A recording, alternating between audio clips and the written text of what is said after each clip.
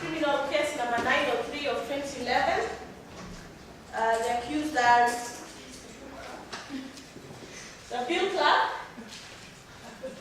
Present. Kindly rise. And second accused is Egail Bilal Abdallah.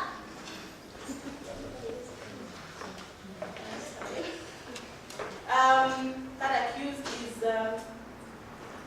Francisca Lembasa Leoko. Mr. Bill Clark, Mr. Abdullah Abdallah, and Ms. Francisca, you have been jointly charged with the offense of dealing in government trophies without a dealer's license, contrary to Section 43(4)(a), as read with Section 52(1) of the Wildlife Conservation and Management Act, Cap 376, Laws of Kenya. The particulars of the offense are that on or about the 13th day of July 2011, at South Sea Estate in Nairobi County, within the Republic of Kenya, were found dealing in government trophies. All of you were found dealing in government trophies, namely 2 rhinoceros horns and 1 piece of elephant ivory, all with a street value of 1,985 shillings, 900 without a dealer's license. The first accused, what's your plea? Not guilty.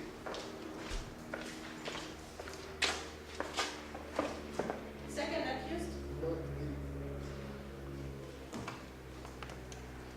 Third accused? Not guilty.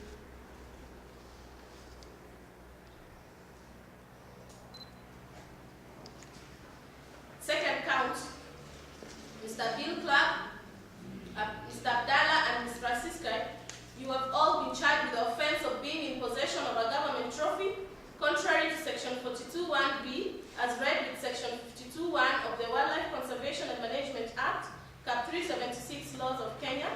The particulars of the offense are that on the 13th day of July 2011, at South Sea Estate in Nairobi, within the Republic of Kenya, were found in possession of government trophies, namely 2 rhinoceros horns and 1 piece of elephant ivory weighing 2.5 kilograms, all with a street value of Kenya shillings 1,985,900 shillings, without a certificate of ownership. The first accused, how do you plead? Not guilty. The second accused? Not guilty. True. You say not guilty, that's enough. Third accused? Not guilty. The third count is that Mr. Bill Clark, Mr. Abdallah, and Ms. Francisca, you've all been jointly charged with the offense of failing to make a report contrary to Section 39(3)(a), as read with Section 52(1) of the Wildlife Conservation and Management Act, Cap 376, Laws of Kenya. The particulars of the offense are that on the 13th day of July 2011 at South Sea Estate in Nairobi County within the Republic of Kenya, all of you failed to make a report of possession of government trophies, namely 2 rhinoceros horns and 1 piece of elephant ivory weighing 2.5 kilograms, all with a street value of 1,985,900 shillings to an authorized officer. The first accused, how do you feel? Not guilty. The first accused, no, you know the first accused. The first accused? Not guilty. Second accused? Not guilty. So the third accused? Not guilty.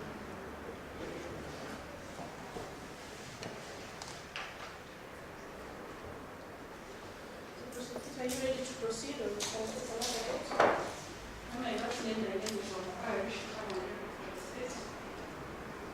Prosecution is ready to proceed with 2 witnesses.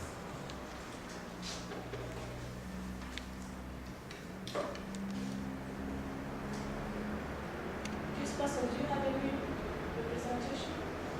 Nothing to say. No. Do you have a lawyer or somebody? Yes, we have defense counsel.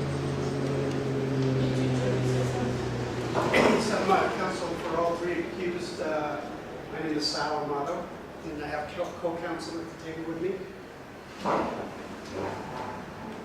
My name is David Schindel, Your Honor.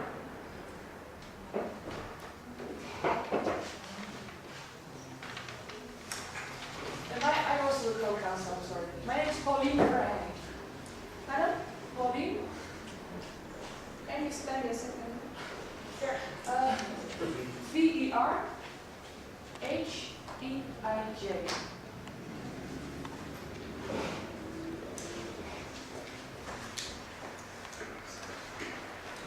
Sione, I don't know why my learned colleagues are avoiding sitting at the bar. For us? Yes.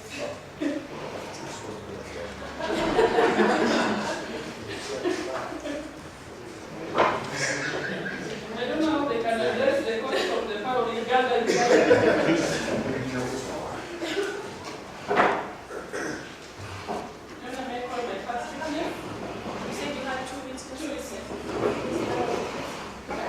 Investigating officer, Mr. Nelson Patemo, and the forensic experts. This is Mr. Moses Otiende. The witness will stand up for the court to confirm. John, I may call my first witness, Mr. Moses Otiende. Shahidi mwingine wa hii kesi tafadhali ngoja nje. If there is another witness in this case, please wait outside. A prosecution witness, not a defense witness. Moses.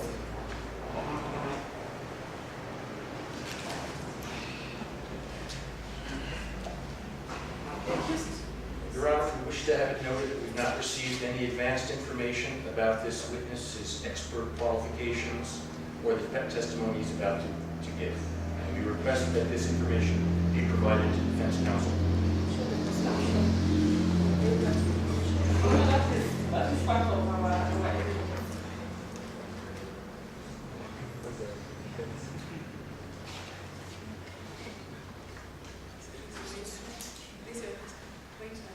I swear by the Almighty God. I swear by the Almighty God, The evidence I shall give in this court, the evidence I shall give in this court, touching the matters in question, touching the matter in question, shall be the truth, shall be the truth, the whole truth, the whole truth, and nothing but the truth. and nothing but the truth. So help me God. So help me God. Introduce yourself to the court, starting with your name and what you do. My name is Moses Otiende, KWS 9522. I am a molecular biologist and a DNA expert on forensic issues. I have a Bachelor of Science In which organization do you work? in Life Science. Could you tell the court your qualifications? I hold a Bachelor of Science degree in biochemistry and also a Master's degree in biotechnology. No, I think the experts. I have instructed.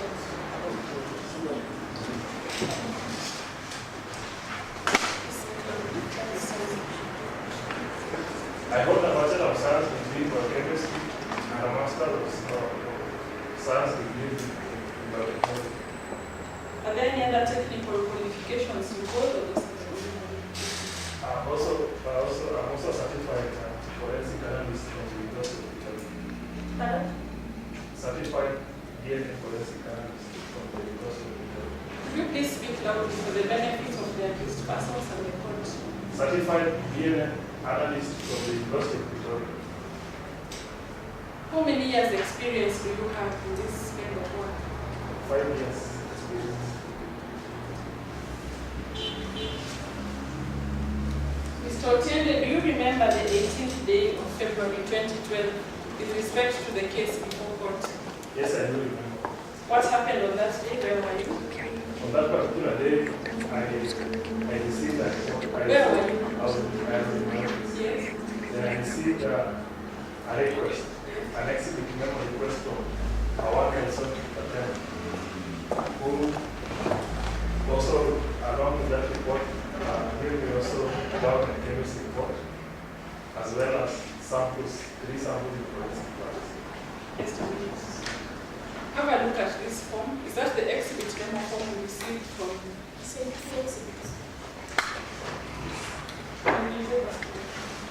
that the exhibit memo form? This is the exhibit memo form I received from. When I repeat that the exhibit memo form, the marks establishing whether the blood stains and blood belong to a rhino. It is not possible to do that test. So you say you received an exhibit memo on MFI 1. What did the investigating officer, Mr. Ratamo, want you to do? So the exhibit memo, during the night of July 9, 2011, at the Pajata Conservancy, a black rhino was illegally hunted. Suspects for this crime were arrested and a motor vehicle seized. Blood was discovered on the carpet of the motor vehicle and 2 rhino horns were recovered. On the 20th January 2012, pieces of bone and toenails were recovered from the same crime scene at Pajata by the investigating officer. These samples were packaged in forensic kit number VGL 013942 and sealed at the crime scene. Later, on the 20th January 2011, the investigating officer visited the field scout camp close to the crime scene. The skull of the black rhino had been kept there for safekeeping. Teeth were removed from the skull, and these were packed by the investigating officer into an outer bag of forensic kit VGF 01395 and sealed. The teeth were initially packed in the container of forensic kit VGF 013944, but the outer bag for the kit was inadvertently sealed without the container being placed in the outer bag. Therefore, the outer bag was VGL 013945 and then used at the scene to collect the entire contents. The bloodstain on the carpet of the motor vehicle was collected by cutting out a piece of the carpet with the bloodstain. On the 20th January 2012, the investigating officer placed the piece of carpet in the forensic kit VGL 013946 and sealed the kit. So, please receive the forensic kit and the contents thereof as described above. Please carry out analysis of samples provided to determine the following. 1. Confirm the species from which the samples described in paragraph 2, 3, 4, and 5 above originate. Then 2. Confirm that the samples described in paragraph 2 and 3 and 4 and 5 above all originate from the same animal. Please post the report and your findings to the investigating officer.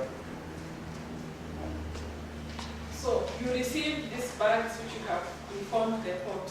Did you receive them personally or through an agent in your office? I received them personally. What did you do with the bags once you received them? Once I received the bags, I recorded them in the laboratory inventory as samples that were due for processing. Then what action did you take? Did you take any action? Yes, after that, I contacted our sister laboratory in Victoria to ask them if they could allow me to take the samples for analysis. Why did you not do the analysis here in Kenya? We did not do it here because we had lacked, our laboratory wasn't complete, and we also were collaborating with the University of Victoria. So, did you go to the University of Victoria to carry out the analysis? Yes, I did. I went to the University of Victoria. You went with them. How did you go? You went with which means of transportation? I flew there by South African Airlines, a company which is the samples, company using all the relevant import and export permits. So you had an import and export permit. Yes, I did. How were you carrying these? How were you carrying these samples? The samples were in forensic bags, and then they were packaged using the IATA requirements of sample transportation. So were they checked in or were they in your hand luggage? They were checked in. They were checked in. Yes. So they at some point left your personal side. Yes. Okay, when you reached South Africa, what happened? Once I reached South Africa, I checked out my luggage plus the samples. Yeah. And then I went through the relevant authorities to be clear what I had. And then I left with the samples to the analysis. When you arrived, did you confirm that the samples which you got are the same ones, which you have are the same ones which you checked into the air? Yes, once I arrived, I confirmed that the samples were the same. Just to inform the court, why did you check them in and not carry them in your hand luggage? It was a requirement of the airline. You could not carry them as a hand luggage? Yes. Okay, when you reached South Africa, can you tell the court what happened? Once I hit South Africa, the first thing we did was we took photographs of the forensic kits with the contents. And in our report, we indicated the pictures of the samples. Have a look at these photographs. Are those the photographs of the samples which you put in their kits?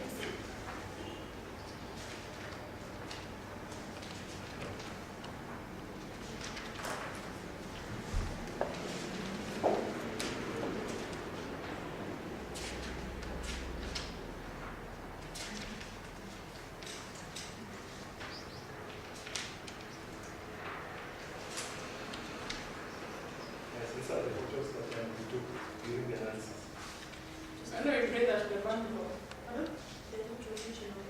No, they are printouts. So you pray that printouts of the photographs taken be marked as a bundle MFIP. Yes, what other action did you take if at all?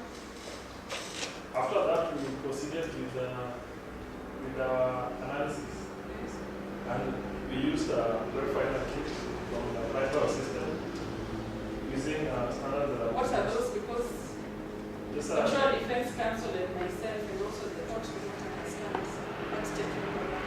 so those are DNA extraction kits. We had already used laid out standards for the rhinoceros DNA index system. And we first did a DNA extraction. And then later on, we ran markers, which were 24 in number, to profile these individuals using nucleic. So did you come to any conclusions after? Yes, after finishing our analysis, I prepared a report that has got my.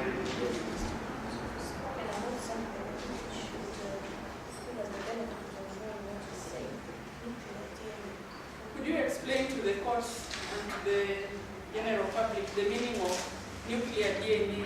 Yes. This is just DNA that is usually on the nucleus of the eukaryotic cells. And most. Could you use simple language for the benefit of the layman? I think that is the simplest language. What is nuclear? Does it? It is just the middle part of the cell Yes. that contains information. So when you say nuclear DNA, it means what? You got this DNA from that's Whatever we extracted the nuclear DNA that we did our profile from. what does that mean? The DNA was from that middle part of the cell? Yes. So you are telling the court that you came to a conclusion and you prepared a report. Yes. Have a look at this document. This is the report you prepared. Yes, this is the report I prepared. I'm going to say that the report demands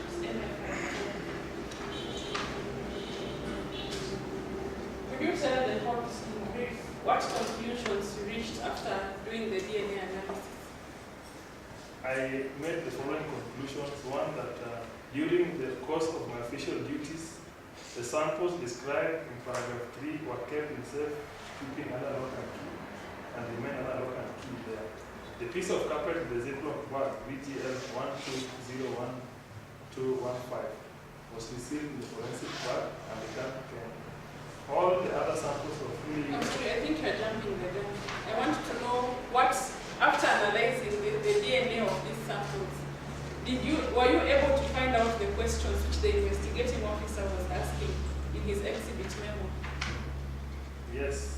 What conclusions? Those are the conclusions I'm asking. What answers did you come up for the questions? So the question that I was asked for three, which are You one. have already told the court the questions. I just want you to go straight to the answers to save time. So the DNA profiles obtained from samples labeled BTL 1201216, that is the wrong sample from the evidence sealing bag, number VGL013945 and VL120125. That is the piece of carpet in the evidence sealing bag, matched on all tested markers, and were therefore obtained from one individual, black rhinoceros. Yes. Is there any other conclusion you came to? Yes, and they are going to, using the number of samples that we have in that particular database, we also considered a conservative occurrence, and we found it to be at least the chance of 1 in over a million. Can you repeat and be more clear on The the most, second finding? the most conservative occurrence of this DNA profile in the population is 1 in 19331927432.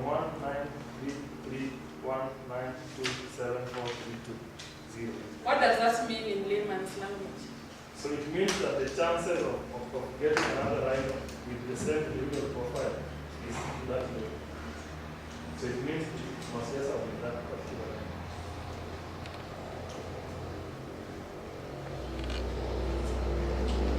So what did you do with the samples after receiving them? So during the course, After you finished, the analysis? so what I did was the piece of carpet in the Ziploc bag VGL120 was received in the forensic evidence bag number FS3444712, and I returned to Kenya with it and handed it back to Nelson Datemo of the IPSA. Yes. All the other samples were fully used up, leaving analysis, and therefore nothing could be done.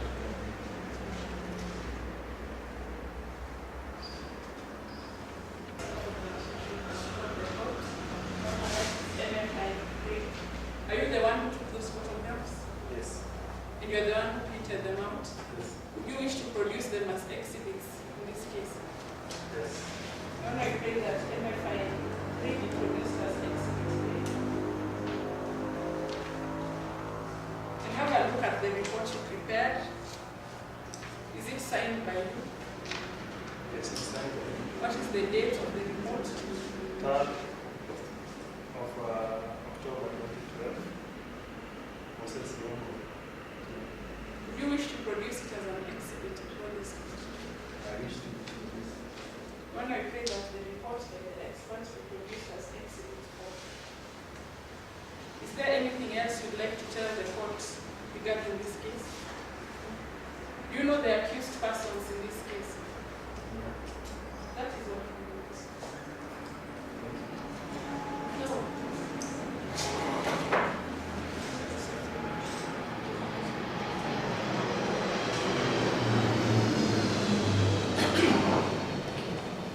Thank you. Moses? Moses, is that okay? Moses, you have a very impressive list of qualifications. Did I hear right? You said you've been an employee with KWS for 5 years? Yes. And in that time you've been doing some form of molecular biology or DNA analysis? Yes. Okay. Has it all been in a training capacity? Have you done, how many cases have you I've done a number of cases. done? How many? Approximately 10 cases in that 5 years? Yes. Okay. And have you testified, out of those 10 cases, how many have you actually testified in front I've of the court? testified in 3. yes.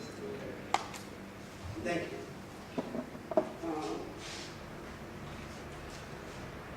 You testified earlier that you sent a request to the government chemist lab to determine the species identification of the samples, correct? I think it's done by Okay. To the extent that you've testified for the investigating officer on the collection of the samples, it appears that that request, what was the exact request to the government lab? Well, how was that worded? the request to the government required them to confirm if the species belong to rhino and the blood belongs to the species. So there was a specific request from KWS to determine whether there was rhino present in those evidence samples. Yes. And the response that came back from the lab was that they could not determine that. Yes. Okay. What if the request was more broadly worded and perhaps this was beef or cow blood? Is it possible that the government chemist may be able to have come back and exonerated my clients? Your Honor, I wish to object to that question because Moses has clearly said he is not a government chemist. He works for Kenya Wildlife Service, so he cannot testify as to what the government chemist believes or did not. I will reword the question, Your Honor. Let me ask it this way.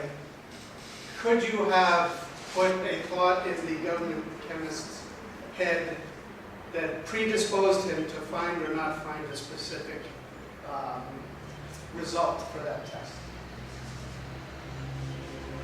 Is that possible? So in the investigator, in your mind, you had already ruled out any other species besides rhino?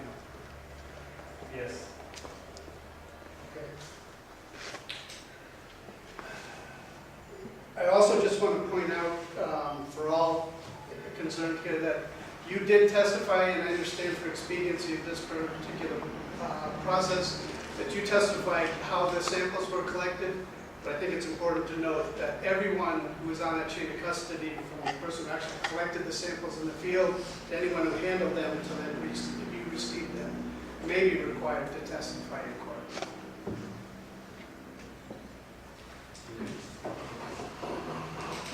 Good afternoon. My name is David Moses. Thank you for answering these questions. Of the 10 cases you've been involved in investigating, have any of them involved rhinos? Yes. Have any of them involved rhino DNA analysis? Yes. How many of them? 7 of them. All right. And how many of those 7 cases did you conduct the analyses? The analysis was we conducted in collaboration with our sister laboratory. No. I asked, how many did you personally conduct the laboratory analyses on? 7 of them I was in South Africa. So you conducted all 7 analyses in the lab at the University of Pretoria. Can you tell me if that laboratory holds any particular certifications in forensic science? Yes, they have been accredited by a program by the University of US Davis. University of California, Davis has certified them. Do you know what they have been certified to do? Forensic analysis and basically wildlife. Is that a training certificate or is that an official accreditation? Is that an accreditation of the lab? Yes. So you believe that it's your testimony that they have been accredited by an American university. Yes. Do you know if that university has the right to accredit a foreign laboratory? Under what authority did they accredit a foreign laboratory? I wish to object to that question by the defense counsel. The reason being that the witness cannot have knowledge of what the United States accreditation, if it has the right to accredit South African laboratory. His testimony is only as to what he knows in the sister laboratory. Your Honor, we're being asked to accept the qualifications of this person and the laboratory analysis he's done, and I believe that that would include the qualifications of the laboratory that he's using and the procedures for which they've been accredited.